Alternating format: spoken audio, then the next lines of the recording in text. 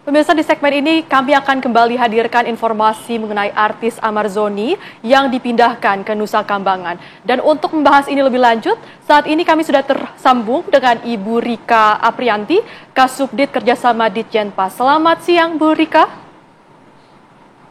Selamat siang, Mbak.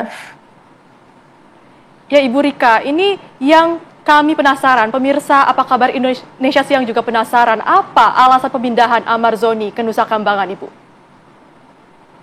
Ya, terima kasih Mbak. Seperti yang mungkin sudah kami jelaskan juga di beberapa media, alasan utamanya semua warga binaan yang dipindahkan ke Lapas Supermaksimum Security adalah karena masuk ke kategori high risk. Nah, berdasarkan hasil asesmen, Amar Zoni termasuk warga binaan yang masuk kategori high risk. Salah satunya mungkin masyarakat sudah tahu, yaitu terkait dengan pelanggaran penggunaan narkoba dan juga hal-hal lainnya. Sehingga Amar Zoni kami pandang perlu untuk dilakukan pembinaan dan pengamanan di Lapas Supermaksimum Security.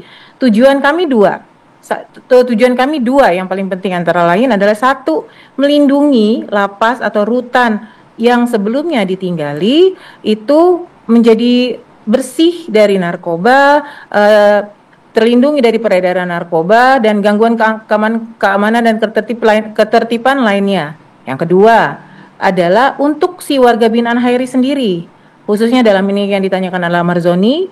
Harapan kami tetap masih setelah dipindahkan ke Nusa Kambangan, khususnya Super Maksimum Security, maka dengan pembinaan Super Maksimum dan pengamanan Super Maksimum, kami berharap warga binaan high risk dapat berubah perilakunya, menyadari kesalahannya, dan memperbaiki perilakunya menjadi warga binaan yang lebih baik.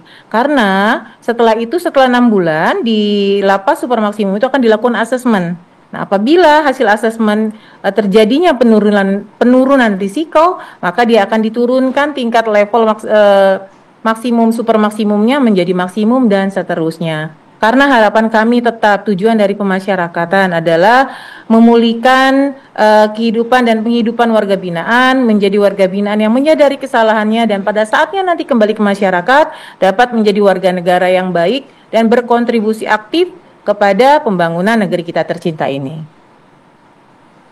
Oke, tentunya ada banyak sekali pertimbangan ya Bu untuk dilakukan pemindahan mengenai Amar Zoni ini. Cuman Bu, sebetulnya Ya, seperti betul, apa Mbak. sih keterlibatan dari Amar Zoni dalam peredaran narkoba di lapas ini, Bu? Oke, kalau terkait dengan proses hukum yang sedang berjalan, saya rasa saya tidak punya kewenangan untuk menjawabnya, Mbak. Kalau ini di ranah penegak hukum, baik itu di kepolisian, kejaksaan, sampai nanti di persidangan pengadilan. Gitu. Nanti mungkin bisa ditanyakan kepada pihak yang berwenang. Tapi yang pasti kami sangat terbuka sekali untuk mendukung semua proses hukum ini karena kita sama-sama punya komitmen seperti yang diarahkan oleh Bapak Menteri Imigrasi dan Pemasyarakatan dan juga Pak Dirjen bahwa kita komitmen zero narkoba dan jelas siapapun yang terlibat narkoba, baik itu petugas maupun warga binaan, tidak ada ampun, kita akan berikan tindakan dan sanksi karena tujuan kita satu. Warga binaan lapas rutan bersih dan narkoba dan itu berimplikasi berdampak pada pembinaan yang baik untuk warga binaan kita. Baik Bu Rika, ketika diputuskan bahwa Amar Zoni dipindahkan ke Nusa Kambangan, apakah ada kekhawatiran bahwa nanti juga akan terpapar kejahatan yang lebih berat? Karena akan ada potensi itu kan Ibu? Nah, seperti yang juga sudah kami jelaskan, di Lapas Supermaksimum Security ini, Amar Zoni dan warga binaan high risk lainnya kita sudah lebih dari 1.500 ya, Mbak, warga binaan high risk yang ditempatkan di Nusa Kambangan, dan mereka high risk ini bukan karena sisa hukuman, tapi memang berdasarkan asesmen yang bersangkutan masuk kategori high risk. Artinya ada juga yang sisa 6 bulan, berapa bulan, tapi kategorinya high risk, melakukan gangguan keamanan ketertiban, itu kita pindahkan juga ke situ. Artinya di one man one cell ini dia kan di super maksimum ini kan one man one cell, Mbak. Dia sangat dibatasi hubungan dengan dunia luar.